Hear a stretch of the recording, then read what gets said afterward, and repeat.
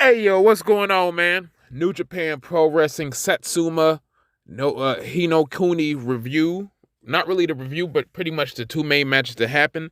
And we got a Wrestling Dontaku preview coming up. If this is your first time checking us out, we're the almighty SOS Wrestle Talk. So be sure you like, man, fuck all that. You can do whatever you want, man. Go ahead and hit that like button up for sure. But it should do Pro Wrestling Fly Guy, Super Shiyaku, man, coming back at y'all once again to briefly discuss the Satsuma no Kuni show that happened on Saturday, and a talk about the Wrestling Dontaku show that's going to be taking place on this upcoming Wednesday. So we had two title matches highlighting the show. The first title match we had pretty much two teams who had a storied history with each other. We had the IWGP Heavyweight Tag Team Champions, that being my favorite tag team currently in the world right now, Aussie Open, representing the United Empire, as they always are, taking on a team that they're not strangers to, a team that they're very familiar with, a team representing TMDK, also known as TMDK, that being Shane Haste and Mikey Nichols. If you're not familiar with those two gentlemen, they are maybe one of the guys that put maybe not only Australian tag team wrestling on the map, but Australian wrestling on the map pretty much in itself. So we got my guys, Aussie Open, retaining the tag team titles in about 25 minutes. This was a fucking banger of a tag team match right here, man. I knew these guys would have a great chemistry with the history that they've had with each other. And like Aussie Open was saying, yesteryear may have been Team DK's time. Right now is the time of Aussie Open. So I'm glad Aussie Open got the victory right here, continuing their dual tag team championship run right here. And post-match, we get Bishamon coming out wanting to stake claim for a tag team title shot, but we get the House of Torture, that being Evil, and I believe Hiromu Takahashi, coming out, laying waste to everybody, stealing the tag team championship belts pretty much, and I guess throwing their name in the hat, throwing their hat in the ring is trying to be the number one contenders for these heavyweight tag team titles of the IWGP variant. So we got that coming up. Or they can just do a three-way match. I think that'd be cool too. I think they should do a three-way match. Get both of the teams out of the way, so we can have this Aussie Open run continue. And then in the main event, in my opinion, in a match of the year, candidate, whatever you want to call it, definitely a New Japan Pro Wrestling match of the year candidate, we get Taichi defeating Shingo Takagi for the King of Pro Wrestling Provisional title. It was a Takagi Triad match where you had to win the match by, I believe, pinfall, knockout, or submission, or ring out is how you got that. Taichi got the victory 3-2 in about 43 minutes right here. Almost 44 minutes, almost 45 minutes with the Seitei Yujiro, as I call it, stretch plum hold. He pretty much, we had the teasing of Hiromu wanting to throw the towel in for Shingo, but he did not throw the towel in for him. He held out, but the referee, Red Shoes, ended up stopping the bout, awarding the King of Pro Wrestling title to Taichi. I think this is a good shout, even though I tend to lean heavy towards Los Ingobernables de Japon. I believe with just five guys being a newer stable, you kind of want for these guys to look strong and not look like weaklings. And having Taichi go over Shingo Takagi right here, I believe that was a great shout. That was a great call. Shingo's going to be okay. He's going to be fine. I'm interested to see where he goes from here, as far as what he'll be doing past the, after the King of Pro Wrestling Provisional. Maybe he'll get it back. Maybe he'll challenge for another belt. But in the meantime, between time, just five guys has two championships right now, challenging for 3 titles in like the last calendar month. So good for them, man. But yeah, man, new King of Pro Wrestling champion, still IWGP Heavyweight Tag Team champions. I thought the upper half of the Satsuma no Kuni show was pretty decent. It was actually really fucking solid when you got a match of the year candidate like Shingo Takagi taking on Taichi right here. And it just kind of leans us into what we have coming up on Wednesday morning, which Wednesday morning, if you don't know, now you know, we got Wrestling Dontaku, a show that's been going on for New Japan for quite some time. Dates all the way back to the 90s right here. So let's talk about the matches we have on the show, and I guess kind of predict it, preview it, whatever. So we're going to have a Young Lion kickoff match here. Looks like it's going to be a battle match. It looks like maybe kind of like a gauntlet match. We got Yuto Nakashima, Roye Oya, Oscar Lube, and Bolton Oleg.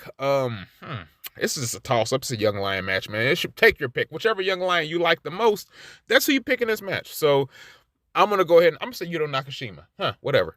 First match we have on this card, we have Toru Yano, Yoshihashi, and Hiroki Goto taking on the House of Tortures, Evil, Yujiro Takahashi, Sho and Dick Togo. I think we all know Dick Togo is going to be the one to take the L here.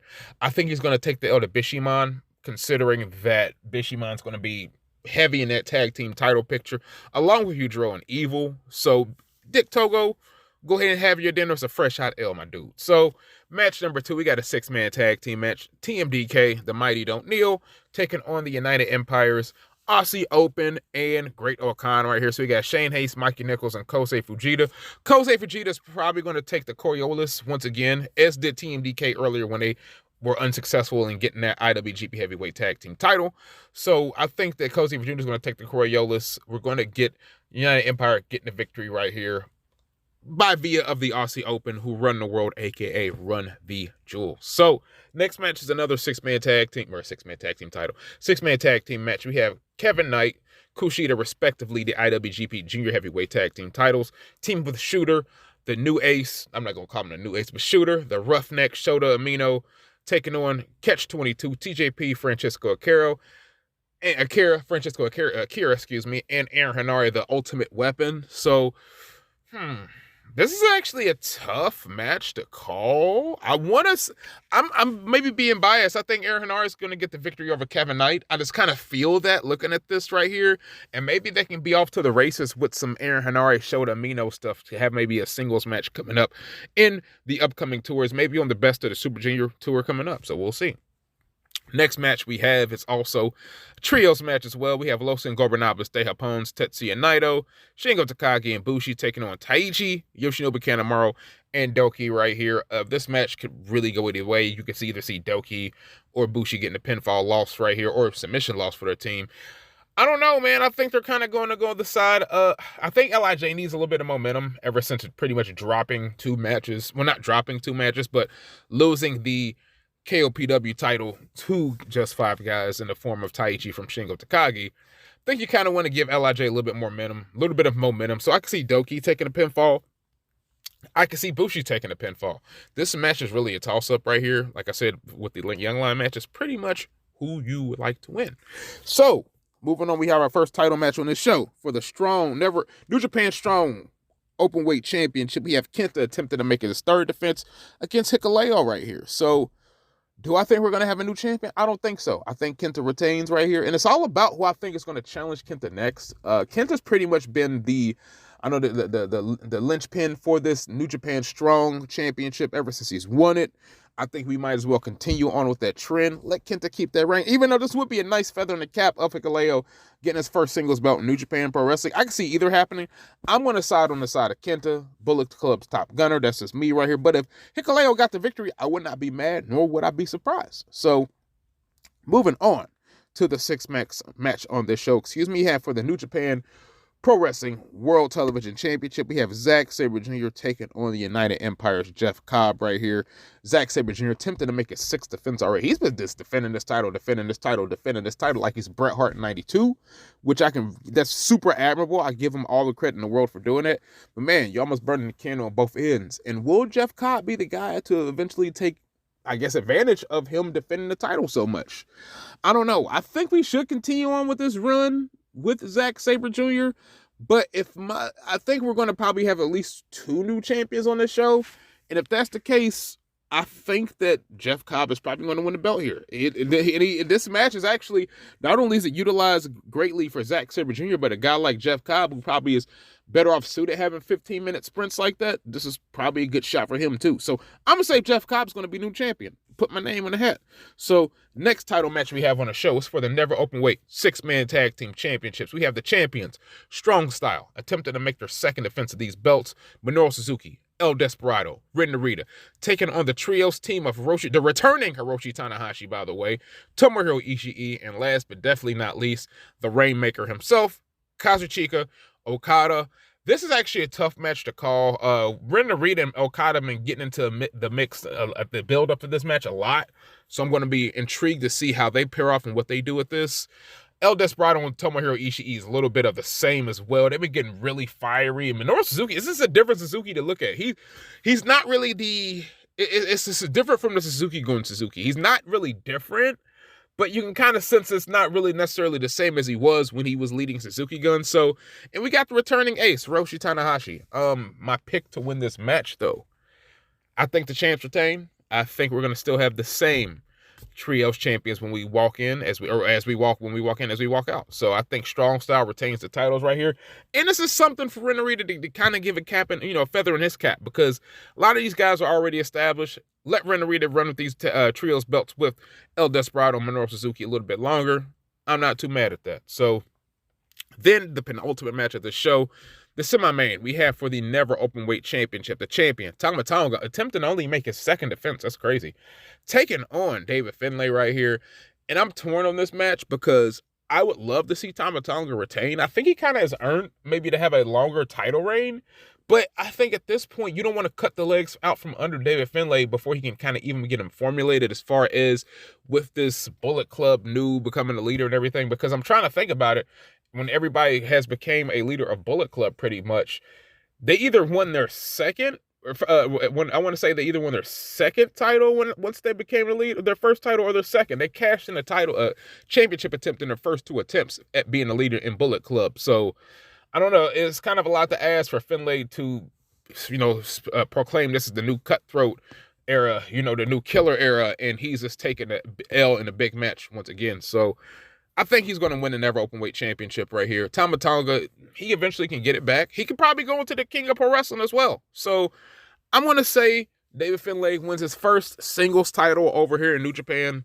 And maybe it's a long time coming. We'll see what he's going to do with this Never Openweight title. And last, but most definitely not least, we have for the IWGP World Heavyweight Championship 60-minute time limit, we have the challenger, the current IWGP Junior Heavyweight Champion, who earned this title shot after defeating the current champion stablemate Yoshinobu Kanemaru, that being Hiromu Takahashi, the current champion himself, taking on the IWGP World Heavyweight Champion, attempting to make his first defense. We all know him as SANADA. So we know these guys, their history with being in the same stable of Los Ingobernables de Japon. You can almost say with Hiromu being a junior heavyweight, his clout in that stable was maybe even longer and higher than Sanada's even being a heavyweight. So there's maybe not, I want to say jealousy, but there's a little professional rivalry going on right here.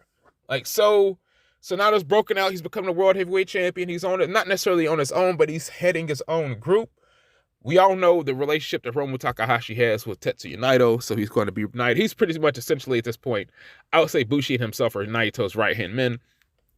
Shingo Takagi is just a long-time friend / rival sometimes, and T-Time is a new guy. So it's kind of just like that. That's how I just look at it. So I think Sanada's retaining this title right here. I believe this would be Hiromu's second attempt to try to wrestle the heavyweight title away from... It definitely would be a second attempt to wrestle the heavyweight title, because the first time was against Evil. And it's always when somebody leaves LIJ that Hiromu's there to try to take that belt for LIJ, maybe for himself too. So yeah, with Best of the Super Junior coming up, I don't think it would make a whole lot of sense for Hiromu to win this World Heavyweight Championship. I mean, I would love if he did, but once again, speaking of cutting the legs out from under anything, you will cut the legs out from under Sanada. Let him get this reign a little bit. Maybe he reigns on until Dominion. Maybe he reigns on until the G1 Climax. We will see. But I think in the meantime, in between time, I got Sanada retaining right here. And I'm interested to see who his next challenger is going to be. Will it be Tetsuya Naito? Will it be Shingo Takagi? Will it be anybody from LIJ? Will it be somebody from another stable? Because I think that'd be cool as well. But I guess, in matter of time, we'll all find out, and we're going to talk about it afterwards. So appreciate y'all checking this out. Our Satsuma no Kuni kind of slight review recap, but our New Japan Pro Wrestling Dontaku preview. So it's your boy, the Pro Wrestling Fly God, Stardust Yaku, Bluntsia Naito, El Toro Negro, the human LIJ cap right here. Also crowns up, please believe it. But signing up out of here, y'all. Y'all have a good one. I'ma holler at y'all later. Peace.